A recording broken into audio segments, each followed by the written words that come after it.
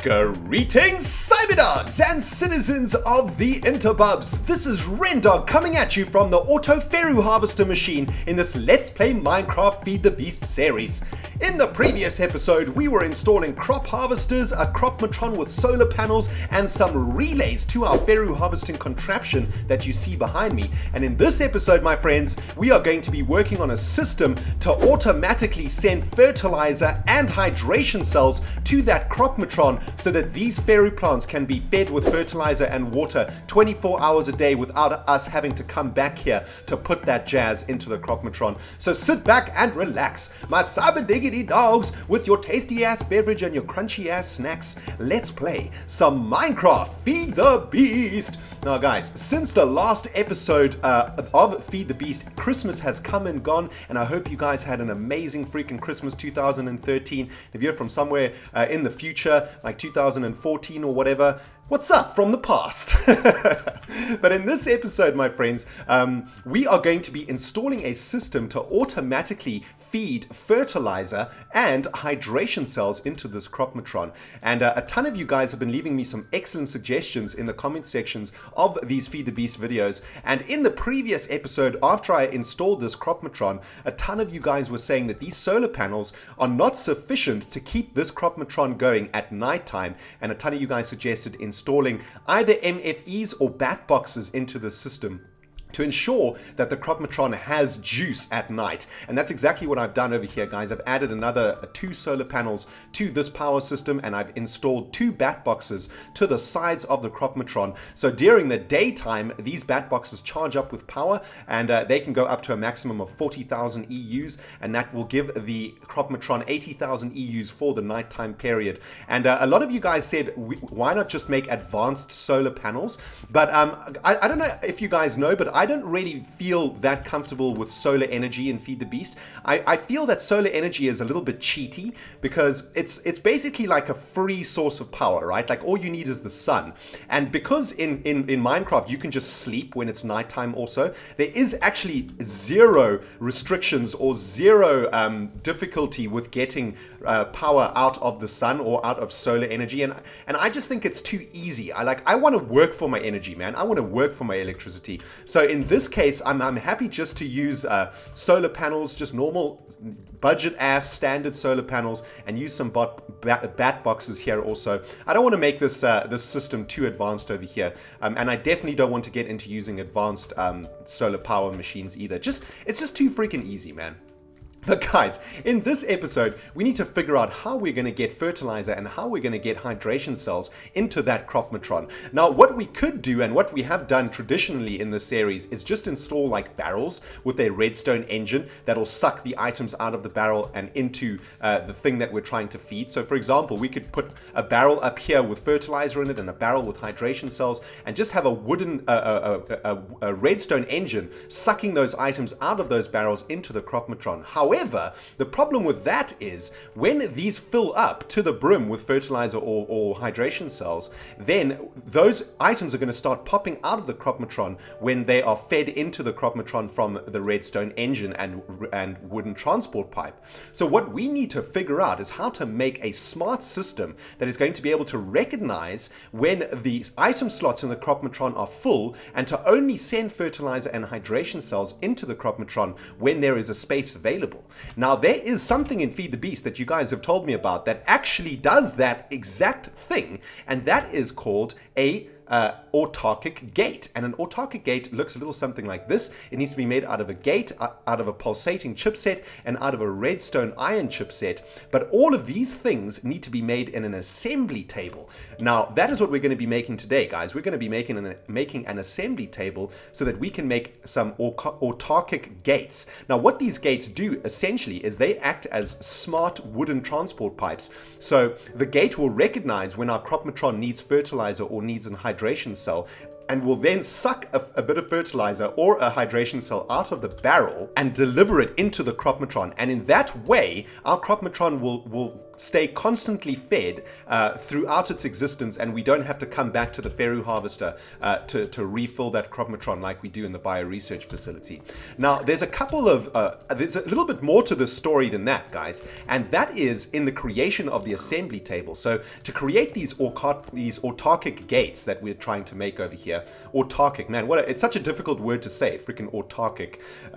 To create these gates, we need to make an assembly table. So I've popped over here into the machine room, and let's have a look at the recipe for an assembly table. And as you can see, it looks kind of cool. It's kind of like a bit of slabbage, and what we need is obsidian, diamonds, and redstone to make an assembly table. But that is not all, my friends. An assembly table requires a laser to be able to work properly, and this is what a laser looks like over here. Literally just redstone, diamonds, and obsidian. And basically what happens is, once you've set up the assembly table, this laser beam it needs to be installed near the assembly table, and this laser is going to be what builds whatever you place in the assembly table itself. So that is pretty freaking sweet. I think we just need a couple more diamonds over here though to complete today's task. And man, Nether Portal, you are driving me cray. Shut your mouth. We're doing a lot of work in the machine room today, guys, and this portal is really loud. So I'm just gonna turn it off for now. But guys, this assembly table requires a laser to work, and this laser requires power from an engine. So what I thought we would do is we would install an electrical engine up in this position, send a wire or a glass fiber cable from our power supply up here above the Cyber Labs through the surface of Rentown to power this electrical engine over here. And then this electrical engine is going to power our laser beam, and the laser beam is going to construct whatever we want to be constructed in the assembly table. So I think the first step in today's episode, guys, is to actually make this assembly table. So let's pull up the recipe for this thing, and very easy to make. What we need to first do is make this diamond gear. So we've got our golden gear up in there, and let's get our diamonds.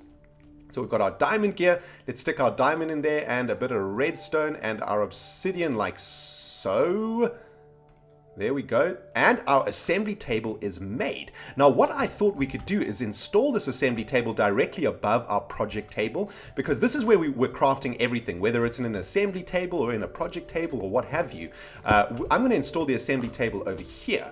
And here you can see is the assembly table place where we're going to be crafting our stuff. So for example, if we want to make a gate, which is the first step in making that autarchic gate, what we want to do is stick a bit of redstone in here, and that's going to make a redstone chipset, and that's where we're going to get our gate from. However, as you can see, nothing's happening over here. This thing basically needs power, and it says that it needs MJ over here, but actually what it needs is a laser beam. So what we're going to be doing now is installing that laser up here, and hopefully this is going to work. I'm gonna stick the electrical engine in this position over here, and then let's run a glass fiber cable to this electrical engine to get it up and running. If I can get my butthole through that gap over there. All right, there we go. Let's just run this cable along here, along the roof of the Cyber Labs. Trying to keep everything as neat as possible, and I kind of like the idea of having this laser beam directly above the assembly table. I think that's kind of cool, man. I think you can actually have numerous lasers or so. I think you can have up to 7 or something like that, and that obviously increases the speed in which the assembly table creates the stuff that you wanted to assemble. But I think for now we're just going to stick with one laser. I don't think we're going to be using the assembly table that much anyway. Just to make these gates, I think is probably, unless there's other awesome stuff that we can make in this assembly table. But I think for now we're just going to stick with just making a gate with the assembly table. All right, sweet. So that engine is installed over there. We're probably going to need to turn it around at some point once the laser is made. So let's get back to the laser beam recipe, and this looks a little something like this. Redstone, diamonds, and obsidian. So we've only got one more obsidian in here though, so let's just pop into the storage facility to pick up another block of obsidian. I think we have a ridiculous amount of obsidian. There we go. And we've got 64 stacks of obsidian from the quarries. Because what happens when the quarries hit lava and water at the same time, they generate obsidian. And then we just get a butt ton of obsidian from our quarries. But let's have a look here. So we need obsidian, we need 2 diamonds up in this jazz like so, and we need some redstone, and that is going to make our laser beam. Sweet. Oh man, this is going to be so cool. All right, let's install our laser beam in this position over here. So this laser beam is going to be what is going to create the stuff in the assembly table. That is so rad, man. That is so cool. And then let's turn our redstone engine around like so, and then I think what we probably want to do is we need to install a lever or something over here. So let's just stick a redstone, because we want this thing to be constantly running, right? We don't want to have to come up here to turn it on every time we want to use the assembly table. So we'll turn on the electrical engine, but for some reason it is not running. I think we'll probably need to... Oh man, this is so annoying, because it looks like we're going to have to break the... I mean, what we probably could do is just put some covers over here, though, I guess. I don't really want to put covers over there, though. All right, well, we can deal with the aesthetics at some other point. Let's just get this thing up and running, I think. So I'm just going to open up that space over there and get the redstone engine fired up like so. There we go. Yeah, I'm pretty sure we can use some covers over here. Yeah, basically we'll just stick like covers all around here, I think. But we can do that at some other point. All right, there we go. So we can see the laser beam is actually pew-pewing already. Oh, that is so awesome. Check at that, man. That is awesome. Okay, so, oh my goodness, wow. That's going to take a long-ass time. Yeah, that is going to take a butt-long time to create if it's going that slowly. My goodness gracious. So I think maybe what we need to do is maybe install, like, an array of lasers, I guess? Maybe, like... I don't know, maybe 5? Maybe 5 lasers. That's going to take a lot of... That's going to use up a ton of diamonds, though. Because to make 1 laser, we need 2 diamonds. I think it's probably worth it, though. Alright guys, I tell you what I'm going to do. I'm going to install like another 4 lasers into this array with the electrical engines and everything, get them all wired up and all connected, and I'll bring you guys back on the other side of this kaplam so that we can continue on our task to create these freaking gates. I'll see you in a second, guys. Kaplam! Alright, cyber diggity dogs, welcome back, and I have just installed 4 laser beams into our assembly table array, and I think I've come up with a really elegant and neat design over here for the machine room. Check it out. What I've done is installed 4 electrical engines over here, which connect really nicely to the glass fiber cabling over here, nice and neat. And if we head down into the machine room, we can see that the electrical engines are surrounding a block over here, which means we can install a lever right in the middle of all of the electrical engines, and so we can turn on these 4 electrical engines when we want to use our assembly table, and this way we don't waste a whole bunch of power by keeping these electrical engines running 24 hours a day. So I'm very happy with this. Check it out. Now we've got 4 lasers pew-pewing away at the assembly table, and that's obviously going to run much faster. I wanted to have 5 lasers, but the problem was if there was a middle laser here in the array, there was no way to get a redstone signal to it. So we're going to stick with 4 lasers for now, and I think that looks pretty freaking sweet if you ask me, man. That looks, yeah, that's looking awesome. And our assembly table is now running 4 times faster than it was before, and as we can see, we are slowly but surely making this redstone chipset, and man, it's going to take a long ass time to make. And in the meantime, what I thought I would do is just maybe try and add a few of these covers over here. Just like, basically I want this like laser array over here to sort of stand out kind of, and I think that looks pretty sweet. And there's something else that's bothering me also, and that is the actual texture of the laser beam.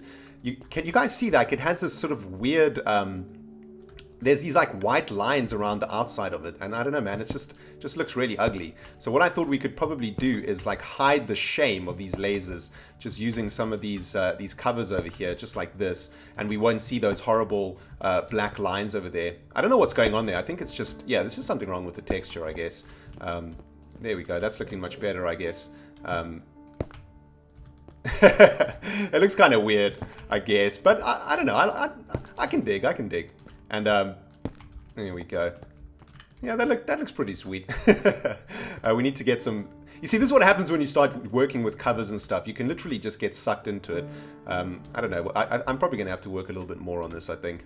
Anyway, before I get my OCD kicks in and I get sucked into dealing with this thing, let's have a look. So the assembly table created something, and where has it gone? I think it's actually gone into the project table. There we go, yes. So if you put the assembly table on a chest or any sort of thing that can pick up an item, it will automatically send the item that it creates into that thing. So in this case, that's another good reason to have your assembly table on your project table, because that's just going to automatically send the redstone chipset into our project table, which is really awesome. So now we've got this redstone chipset. Let's get this in here, and now we want to make a gate, and I think we could probably make more than one thing at a time, right? So if we get our redstone, a bit of redstone out and stick that in here. Oh yes, that's awesome. Okay, so whatever materials we put into the assembly table, we can sort of queue up what we want to be made. So now the assembly table is going to make a gate, and it's going to make another redstone chipset for us, and we're going to need 2 gates,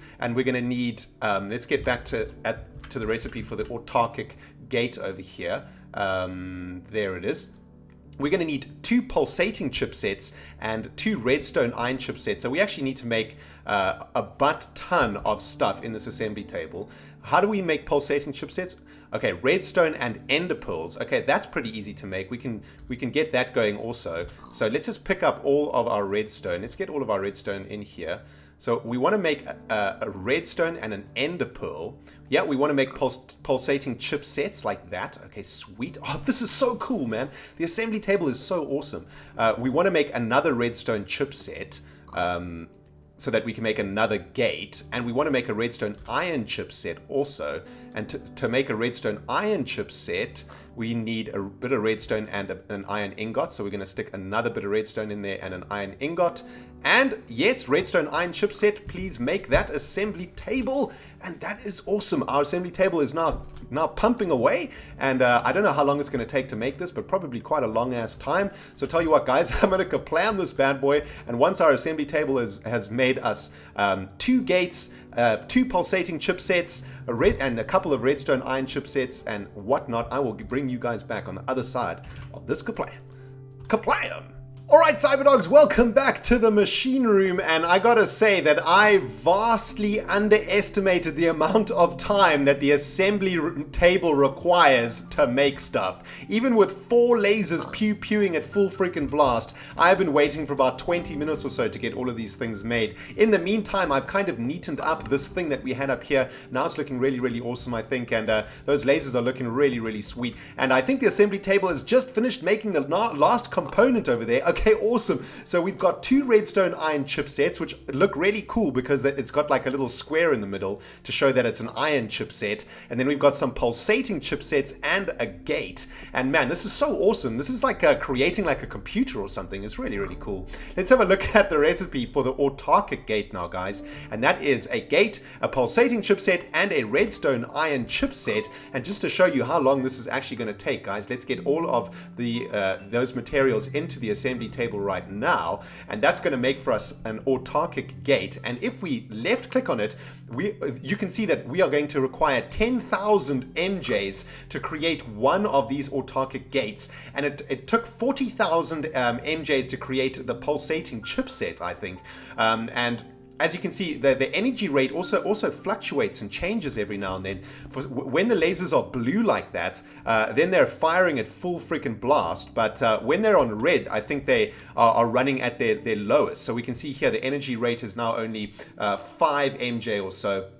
And the store, basically what happens is this red thing over here indicates the stored MJs in the assembly table. And when the stored MJs hit the required amount, which in this case is 10,000 MJs, then the item is created that you've set over here on the right hand side of the assembly table.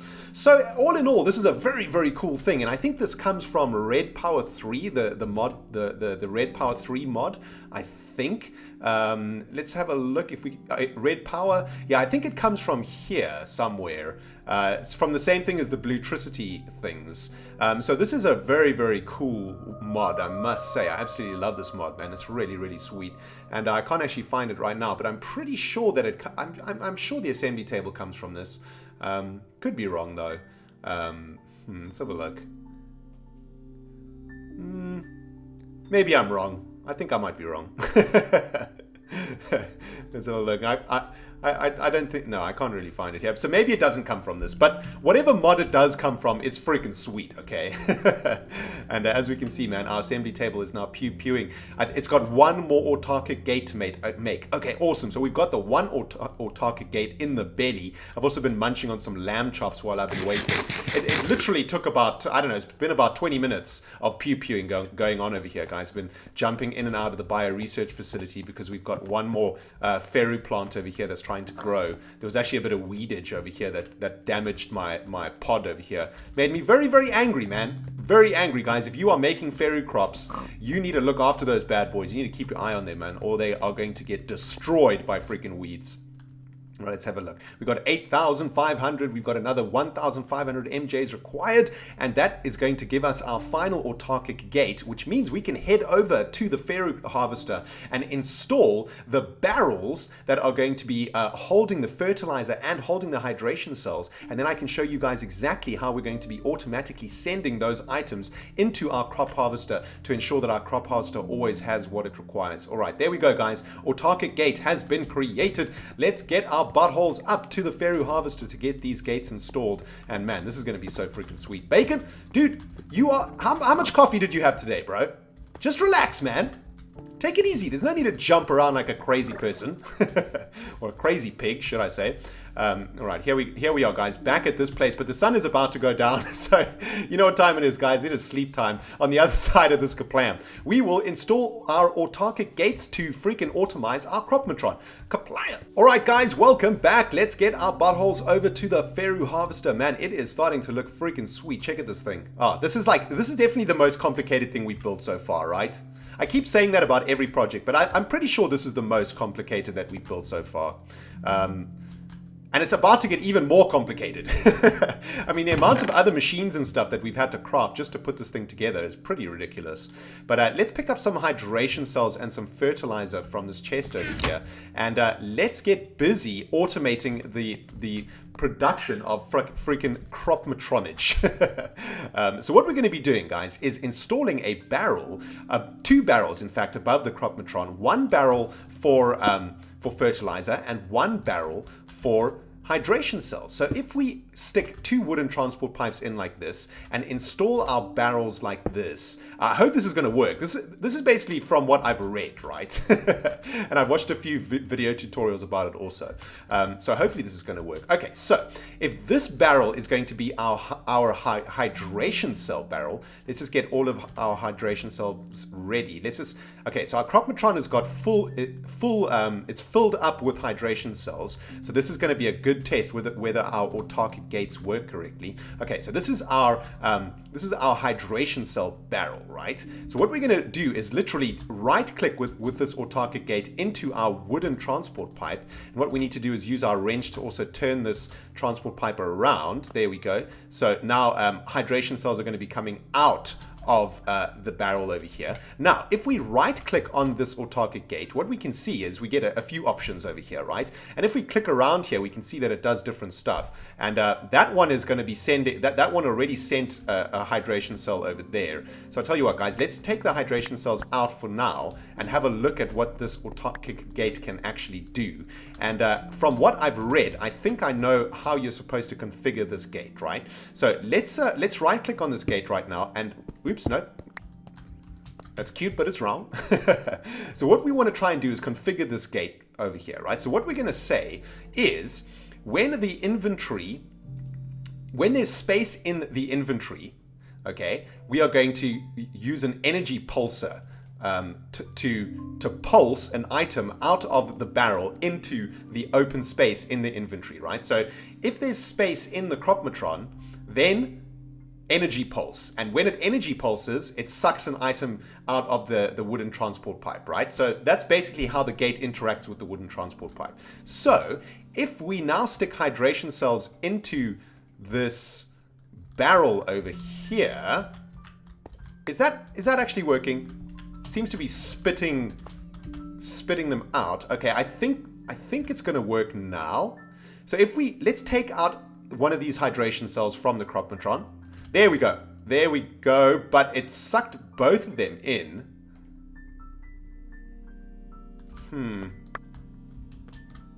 So for some reason it sucked both hydration cells in. Is this space in inventory energy pulsar? I think that is configured correctly. Let's do exactly the same thing for the fertilizer barrel over here. So let's install our autarchic? Man, I can't say this freaking word. Autarchic, yeah. Let's install our autarchic gate over here and do exactly the same thing. So when there's space in the inventory, then energy pulsar, right? And we're going to stick our fertilizer up in this barrel like so. There we go. Okay, this is facing in the wrong direction, so let's take the wrench and face that in the correct direction over there. There we go. And if we have a look in our crop-matron, there we go. So this is filling up, this is working correctly. This gate is now filling up the crop-matron with fertilizer, which is awesome. For some reason, the hydration cell one didn't seem to quite work correctly, but maybe that's because maybe that's because we manually took out a hydration cell from the crop-matron. I'm not actually entirely sure why that isn't working, guys, but I think this should be working correctly. And what we need to do now, guys, is connect these barrels to our pneumatic pipe system so that all of the fertilizer and hydration cells that get created in the cyber labs will be sent directly into these barrels over here. So I think what we should do, let's try keep everything nice and neat, I think. Why don't we run this pneumatic pipe down? Let's have a look. See, this pneumatic pipe network is a different network to the sorting system. This pneumatic pipe network is for the tiny piles of iron dust only. So this pneumatic pipe system is going to have to run in a slightly different direction, I think. So I think, why don't we come down in over here, like so. Have a look over here. Are we on the right level? Yep, there we go. And I think what we could probably do is just run this pneumatic pipe all the way into the metalworks factory, and then we'll be able to connect up to our pneumatic pipe network that is a part of the sorting system. Oh, no. That is wrong. That is wrong. All right, so this is going underneath the metalworks factory over here. And I think what we should probably... Okay, so it's coming over here, right?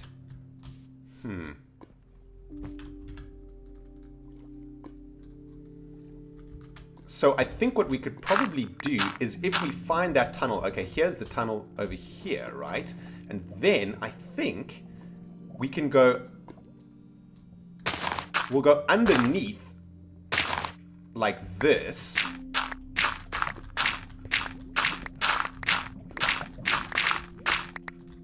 Sweet. And then we will connect up to the to the pneumatic pipe system over here, right? Let's just recharge our advanced diamond drill over here. Right, so then we're going to connect up to this location over here, I think. So if we come this way...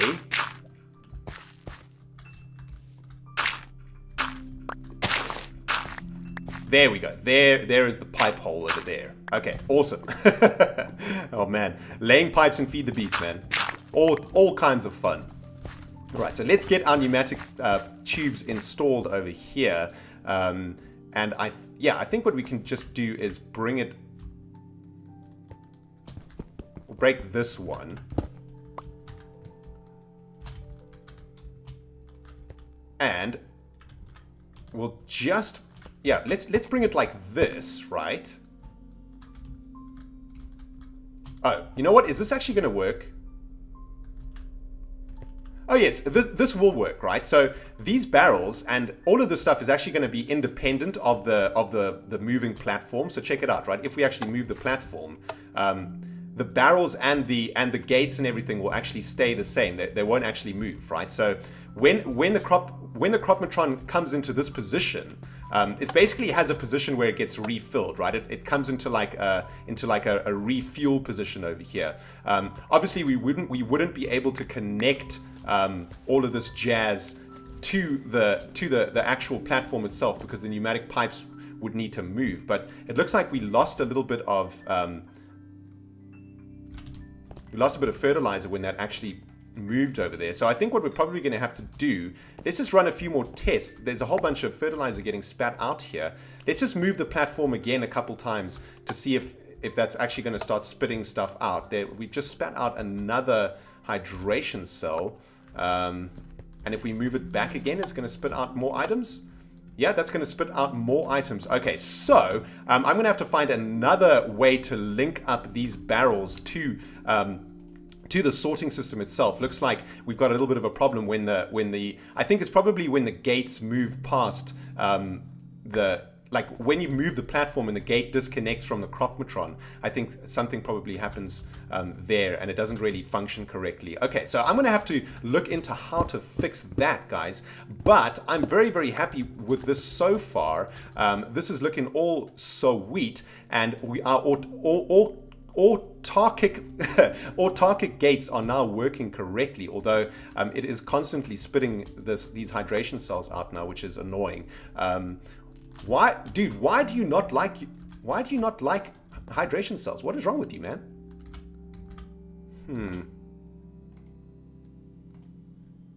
Stop it, bro. Stop spitting out hydration cells. Let's just reconfigure this thing. There we go. All right, guys. So I'm gonna look a little bit more into this now off camera, see what the jazz is going on here. I think what we're probably gonna have to do is, there we go again. It's sucking it out again. I think what we're probably going to have to do is connect the barrels to the actual frame over here, and then the pneumatic pipes will refill the barrels automatically at some point. I don't know, man. I'm gonna have to try figure something out over here. I thought it was gonna work okay, but it looks like, I don't know what's going on over here now. Looks like when we moved the platform, we sort of broke everything. But this is just another freaking mystery for us to solve in this Feed the Beast series, guys. Thank you so much for watching this episode. Hope you freaking enjoyed it, and we now have a sweet ass assembly table that can make these awesome autarchic gates, which are going to be really, really useful throughout the Cyber Labs and throughout the ReNStar when we eventually get to building that sucker. I hope you guys enjoyed this video. If you did, you hit that like button. If you haven't subscribed yet, hit the subscribe button, because you see that giant ass space platform above my head over there? That's what we're freaking building, man, and it is freaking sweet. Thank you so much for watching, guys. This has been ReNDoG playing Minecraft Feed the Beast. We will see you in the next video. Goodbye, my friends.